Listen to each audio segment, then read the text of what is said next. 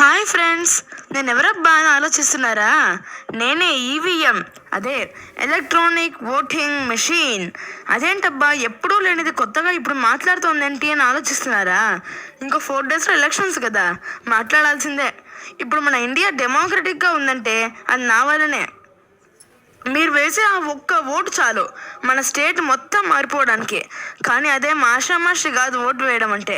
ప్రచారాలు చేస్తారు, manifesto announce చేస్తారు, అజెండా చెప్తారు, లాస్ట్కు మేము మీకు డబ్బులు ఇస్తాం, మీరే మాకు ఓటు వేయాలి అని అడిగే పరిస్థితి కూడా వస్తుంది.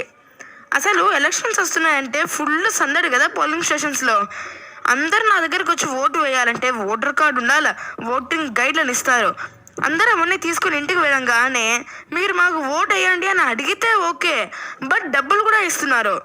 అవి అందరు తీసుకొని క్యూ లైన్స్లో నా దగ్గరకు వచ్చి ₹1,00,00,000 చెక్ ఇస్తే కలర్ బాగాలని చింపి పడేసినట్టు ఒక ఊరిని బాగా డెవలప్ చేసింటారు.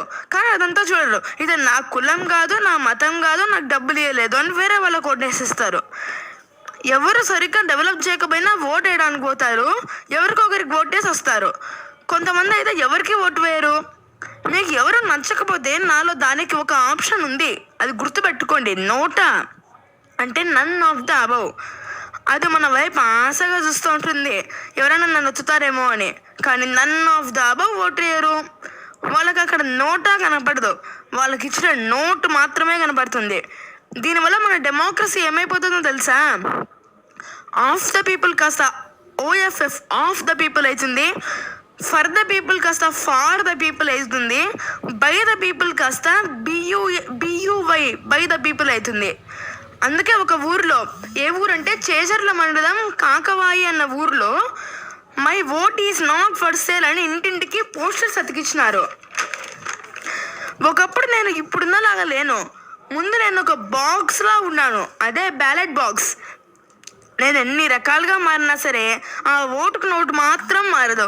నేను ఒక్కసారి పోలింగ్ స్టేషన్లో ఉన్నప్పుడు ఎంతమంది వస్తారో, మెజారిటీ ఎవరికి వస్తుందో అని చూస్తూ నిన్న 100 మంది ఓటు వేయాలంటే 50 మంది మాకు ఎవ్వరు నచ్చలేదని వెనక్కి పోయినారు. మిగతా 50 మందిలో 25 మంది నాకు నచ్చకపోయినా డబ్బులు ఇచ్చారని ఓటేస్తారు. మిగతా 25 మెంబర్స్ అయితే పోలింగ్ స్టేషన్కే రారు. డోంటాన్ని అయితే ఎవరు పట్టించుకోరు. అసలు మీకు డబ్బులు ఇచ్చినా తీసుకోవద్దండి, ఎందుకంటే ఓట్ ఎవరికి వేయాలనేది మీ చాయిస్. మీ ఒక్క వేరుతో హిస్టరీ మొత్తం మార్చేయచ్చు.